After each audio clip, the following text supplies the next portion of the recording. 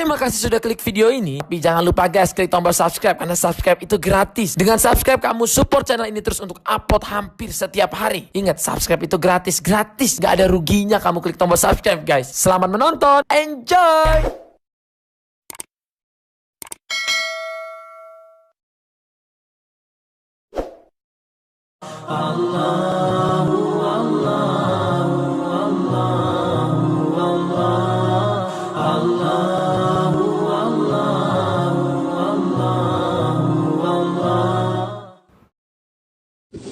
Di zaman sekarang banyak kelompok-kelompok baru muncul, Pak. Banyak kelompok-kelompok yang baru muncul. Ya, contoh misalnya, Ikhwanul Muslimin muncul tahun 1945. Ya, Jamaah Tabligh tahun 1976. Banyak lagi kelompok-kelompok Hizbut Tahrir tahun 1974 lah sekitar itu. Nah sekarang ya akhwal Islam, ini kelompok-kelompok baru muncul belakangan banget, baru ya nggak sampai 100 tahun yang kemarin. Kalau misal dikatakan, apakah manhaj mereka mengikuti sahabat atau tidak? Sebuah pertanyaan. Maka dari itulah ya akhwal Islam, yang kita jadikan parameter dalam menilai suatu kelompok, golongan, gerakan, ataupun juga harus kita jadikan parameter itu siapa? Salaf. Ya, siapa salaf? Jadi yang antum pikirkan itu salaf itu yang terbetik siapa? Sahabat. Jangan antum terbetik salaf itu Ustadz Fulan, salah. Jadi ketika antum mendengar kata salaf, yang antum langsung terbetik apa? Sahabat, tabi'in, tabi'ut tabi'in. Maka kalau antum sudah memahami hakikat salaf, saya dan antum insyaallah akan sepakat semuanya. Kalau begitu manhaj salaf bukan manhaj alternatif. Paham Pak? Sekarang saya mau tahu Pak, Rasulullah mengabarkan bahwa umat Islam akan berpecah belah menjadi 73 golongan. 73 golongan.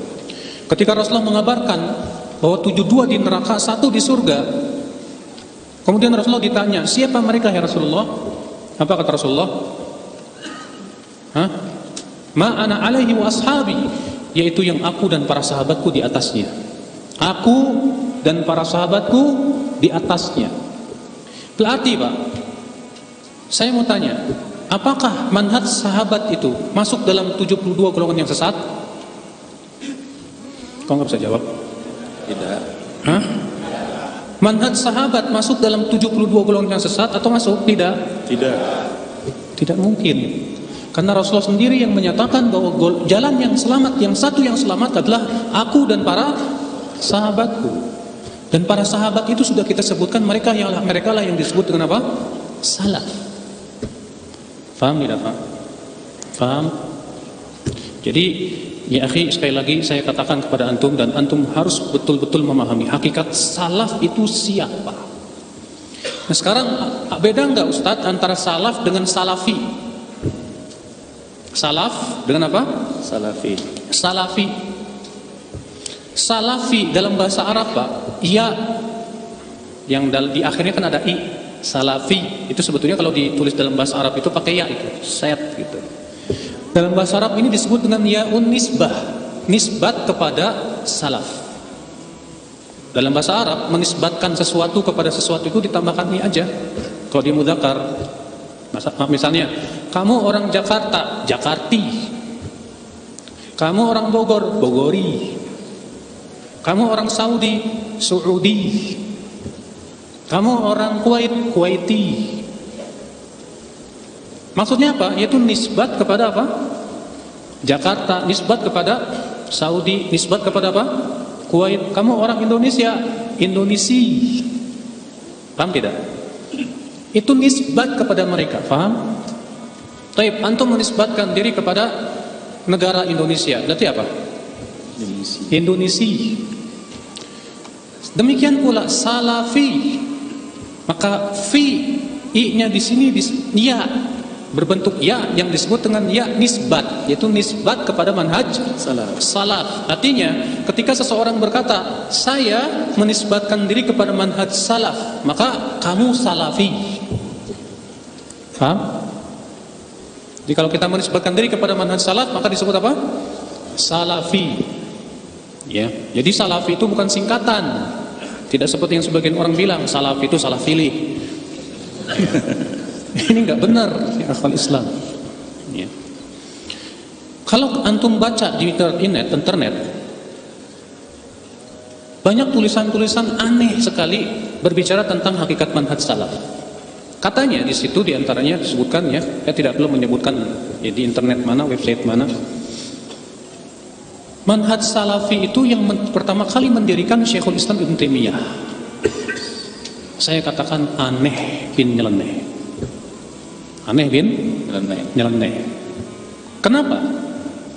Karena ya, kewajiban mengikuti manhaj salaf itu sudah ditetapkan oleh Al-Quran, hadis Nabi SAW, bahkan para sahabat sendiri dan para ulama setelahnya, bahkan imam yang empat.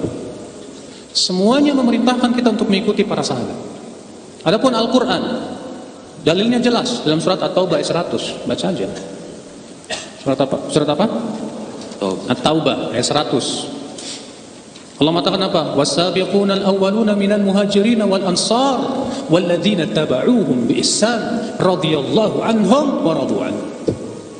Dan orang-orang yang pertama kali masuk Islam dari kalangan muhajirin dan ansar.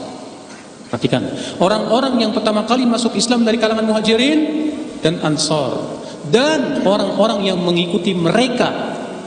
Lihat, dan orang-orang yang mengikuti mereka. Mereka di sini siapa? Muhajirin dan ansar. Apa yang terjadi? Radhiyallahu anhum. Allah ridho kepada mereka. Allah menyatakan keridhaan kepada muhajirin dan ansar dan orang-orang yang mengikuti mereka. Berarti siapapun yang mengikuti muhajirin dan ansar, dia diridhai oleh Allah Subhanahu wa taala. Paham, Pak?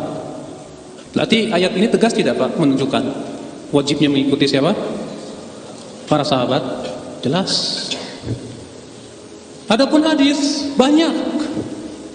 Di antaranya hadis yang paling sahih riwayat Imam At-Tahawi dalam Mushkil Al-Athar dengan sanad yang sahih. Nabi sallallahu alaihi wasallam bersabda begini, "Inna satakunu fitan." Nanti akan muncul fitnah-fitnah. Lalu para sahabat bertanya, wahai Rasulullah, ketika muncul fitnah-fitnah itu apa yang harus kami lakukan ya Rasulullah? Maka Rasulullah bersabda apa? Tarji'una ila amrikumul awwal. Kembalilah kalian kepada urusan kalian yang pertama. Urusan yang pertama siapa? Kalau bukan sahabat? Ya tidak. Rasulullah tegas mengatakan tarji'una ila amrikumul awal. Di saat terjadi fitnah-fitnah yang dahsyat itu, kembalilah kalian kepada urusan yang pertama. Ini nas yang sangat sharih dari Rasulullah SAW agar kita kembali kepada generasi yang pertama. Generasi yang pertama siapa? Sahabat. Adakah sebelum sahabat generasi yang pertama? Nggak ada. Paham ya akhi? Adapun para sahabat sendiri, ya, mengucapkan untuk mengikuti para sahabat. Allah